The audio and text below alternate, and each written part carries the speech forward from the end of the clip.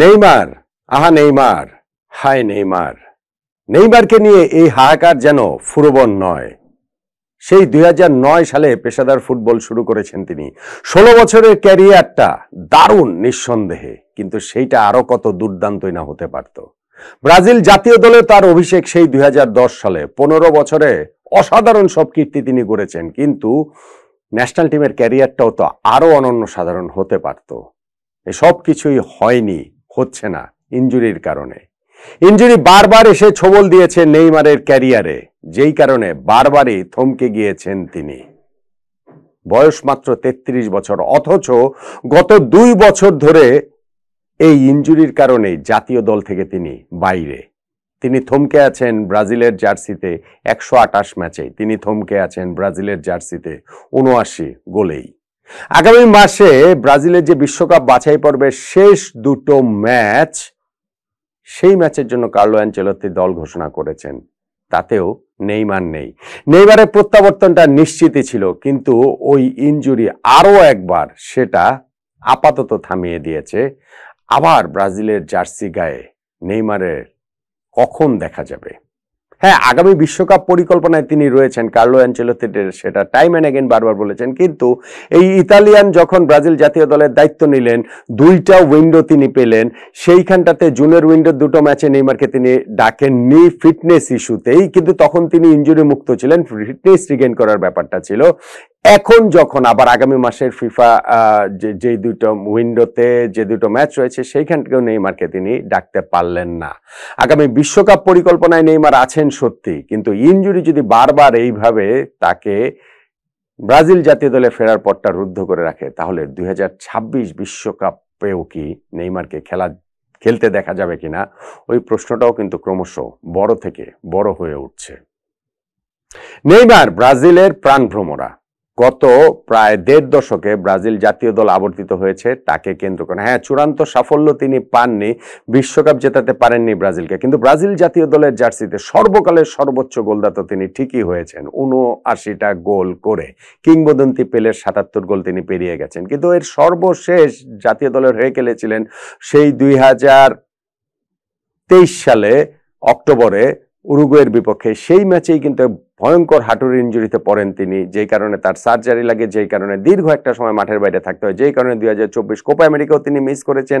এবং এই বছরে অবশেষে গিয়ে প্রায় 1.5 বছর পর তাকে জাতীয় দলে ডাকা হয়েছিল। দরিভাল জুনিয়র যখন কোচ ছিলেন, ওই মার্চ মাসে ব্রাজিল জাতীয় দল যে ঘোষণা করা হয়েছিল বিশ্বকাপ বাছাই পর্বের 2টো ম্যাচ কলম্বিয়া আর্জেন্টিনার বিপক্ষে, কিন্তু ইনজুরির কারণে সেই ম্যাচ দুটোতেও নেইমারের খেলা হয়নি। তারপরে তো দরিভাল জুনিয়রকে বরখাস্ত করা হলো, আর্জেন্টিনার কাছে 4-1 গোলে ব্রাজিল হারার পরে কার্লো অ্যানচেলত্তিকে ব্রাজিলের দায়িত্ব দেওয়া হলো। দায়িত্ব নেওয়ার পর প্রথম যেই 2টো ম্যাচ তিনি পেয়েছিলেন বিশ্বকাপ বাছাই পর্বের, সেইখানটাতেও তিনি ইকুয়েডর ও ওইখানটাতে প্যারাগুয়ের বিপক্ষে নেইমারকে ডাকেননি, বলেছিলেন যে তাকে ফিটনেসটা পেতে হবে, ফিরে পেতে হবে।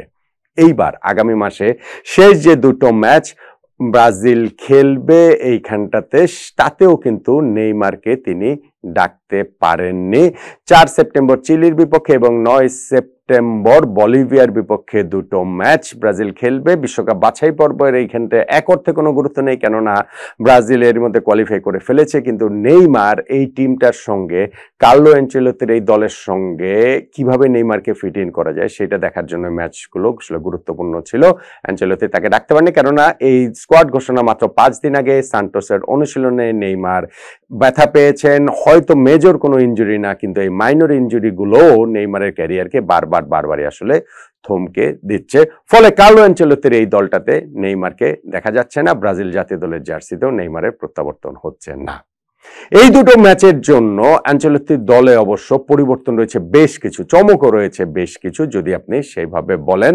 হ্যাঁ, ব্রাজিল এরই মধ্যে বিশ্বকাপ বাছাই পর্ব খেলাটা নিশ্চিত করে ফেলেছে। লাতিন আমেরিকা অঞ্চল থেকে 16 ম্যাচে 35 পয়েন্ট নিয়ে এই অঞ্চলে বাছাই পর্বের শীর্ষ দল তো আর্জেন্টিনা, 16 ম্যাচে 25 পয়েন্ট ব্রাজিল। ইকুয়েডরেরও পয়েন্ট সমান 25, গোল পার্থক্যে পিছিয়ে থেকে ব্রাজিল 3 নম্বরে রয়েছে, কিন্তু 2026 বিশ্বকাপে এরই মধ্যে তারা কোয়ালিফাই করে ফেলেছে। ফলে শেষ 2টা ম্যাচ বাছাই পর্বের এইখানটাতে অ্যানচেলত্তি দলকে নানান পরীক্ষা নিরীক্ষার ভেতর দিয়ে আসলে নিয়ে যেতেই পারেন। যেই কারণে শুধুমাত্র নেইমার নেই সেটা নয়, ব্রাজিল যার দলটা যদি আপনি দেখেন এই দলটাতে ভিনিসিয়াস জুনিয়র নেই। নেইমারের কাছ থেকে যিনি ব্রাজিল জাতীয় দলের ব্যাটনটা, পোস্টার বয়ের ব্যাটনটা যার কাছে গিয়েছে, যদিও তার ন্যাশনাল টিমের পারফরমেন্স আসলে খুবই গড়পড়তা, তারপরেও তো তিনি ওয়ার্ল্ড ফুটবলের নেম বিবেচনা করলে ব্রাজিলের পোস্টার বয় তিনি, তাকে আসলে ডাকা হয়নি এই দুটো ম্যাচের জন্য। এটা আন্ডারস্ট্যান্ডেবল দুই দিক থেকেই, কেননা ভিনিসিয়াস এমনিতেই প্রথম ম্যাচটাতে চিলির বিপক্ষে তিনি সাসপেন্ড ছিলেন, ফলে হচ্ছে ওই ম্যাচটাতে তিনি খেলতে পারবেন না। ফলে বলিভিয়ার বিপক্ষে পরের ম্যাচটার জন্য, একটা ম্যাচের জন্য তাকে ডেকে আনতে চান না Ancelotti. Real Madrid last season শেষে যেই ক্লাবটাতে খেলেন এইখান ভিনিসিয়াস, সেই সিজন শেষে সেরকম রেস্ট পায়নি, ক্লাব বিশ্বকাপ খেলতে হয়েছে, ফলে ভিনিসিয়াসকে তিনি রেস্ট দিয়েছেন। ইনফ্যাক্ট রড্রিগোকেও তিনি ডাকেননি। রিয়াল মাদ্রিদে হয়ে তার ক্যারিয়ারটা এই মুহূর্তে অনিশ্চিত, রিয়ালে থাকবেন নাকি তিনি হচ্ছে গিয়ে ক্লাবে দলবদল করবেন। জাভি আলোনসোর এই দলটাতে একাদশে তিনি নিয়মিত সুযোগ পাচ্ছেন না সেই কারণে।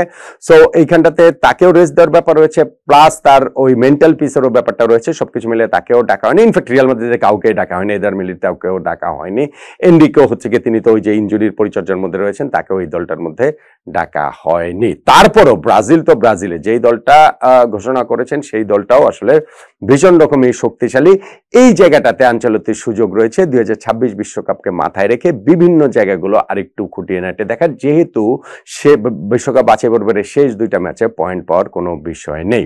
ব্রাজিলের এই দলে গোলকিপিং এ সেই 1 নাম্বার পছন্দ, লিভারপুলে খেলায় অ্যালিসন তিনি থাকছেন। আপনি ডিফেন্সে এখানে আর্সেনালের গ্যাব্রিয়েল কিংবা পিএসজি মার্কিনিয়াসের মতো ফুটবলাররা রয়েছেন। মিডফিল্ডের এক জায়গাটাতে লুকাস পাকেতাকে ডাকা হয়েছে, সেইটা একটা নিউজ বলতে পারেন, কেননা পাকেতা বেটিং সংক্রান্ত একটা ঝামেলার মধ্যে ছিলেন। ইংলিশ ফুটবল অ্যাসোসিয়েশন তার বিপক্ষে তদন্ত করছিল, সেই তদন্তের ক্লিয়ারেন্স তিনি পেয়েছেন গত জুনে। এরপরেই কিন্তু তাকে এই ব্রাজিল জাতীয় দলে আবার ডাকা হলো। এই বছরে প্রথম কলাপ তিনি এই লুকাস পাকেতা, ওয়েস্ট হামে খেলা মিডফিল্ডার তিনি পেলেন। সঙ্গে কাসেমিরো রয়েছেন, যাকে কার্লো আনচেলত্তি দায়িত্ব নিয়েই ব্রাজিল জাতীয় দলে ফিরিয়েছেন। ব্রুনো গিমেরেস, জোয়েলিংটন এবং চেলসিতে খেলা আন্দ্রে সান্তোসের মতো ফুটবলার ব্রাজিলের এই মিডফিল্ডার আছেন। আর ফরওয়ার্ড লাইনে তো আসলে তারার মেলা। এইখানটাতে নেইমার নেই, রদ্রিগো নেই, ভিনিসিয়াস নেই, তারপরেও রয়েছেন কারা দেখেন। রিশার্লিসন, বার্সেলোনায় খেলা এই ব্রাজিলিয়ান ফুটবলার, যিনি এই বছর ব্যালন ডি'অরের অন্যতম দাবিদার, সেই রিশার্লিসন এই ফরওয়ার্ড লাইনটা তিনি লিড রাফিনিয়ার কথা বলতে গিয়ে রিশার্লিসন বলছি, সেই রাফিনিয়া ফরওয়ার্ড লাইনটা লিড করবেন। বার্সেলোনার হয়ে অসাধারণ একটা সিজন তিনি কাটিয়েছেন, সর্বশেষ সিজনটা। টটেনহামে খেলা রিশার্লিসন, তারও নতুন মৌসুমের শুরুটা ক্লাব মৌসুমের ভালো হয়েছে, তাকেও এই দলটাতে ডাকা হয়েছে। সঙ্গে এইখানটাতে চেলসিতে খেলা জোয়াও পেদ্রো তিনি রয়েছেন। ম্যানচেস্টার ইউনাইটেডে খেলা ম্যাথিয়াস কুনিয়া রয়েছেন। এস্তেভাও উইলিয়ান, যিনি হচ্ছে ব্রাজিলের ফুটবলের নতুন বিশ্ববালক হিসেবে আবির্ভূত হয়েছেন, চেলসিতে জাস্ট খেলাটা শুরু করেছেন এই সিজনে এবং খুব ভালো শুরুটা তারও হয়েছে। এইখানটাতে তাকেও ডাকা হয়েছে। কায়ো জর্জ, তাকেও এই জায়গাটাতে ফরওয়ার্ড লাইনে ডাকা হয়েছে। ফরওয়ার্ড লাইনেও কিন্তু তারকার অভাব নেই, ইনফ্যাক্ট ব্রাজিল পুরো দলটাতেই তারকার অভাব নেই। কিন্তু তারপরও নেইমার তো নেইমারই।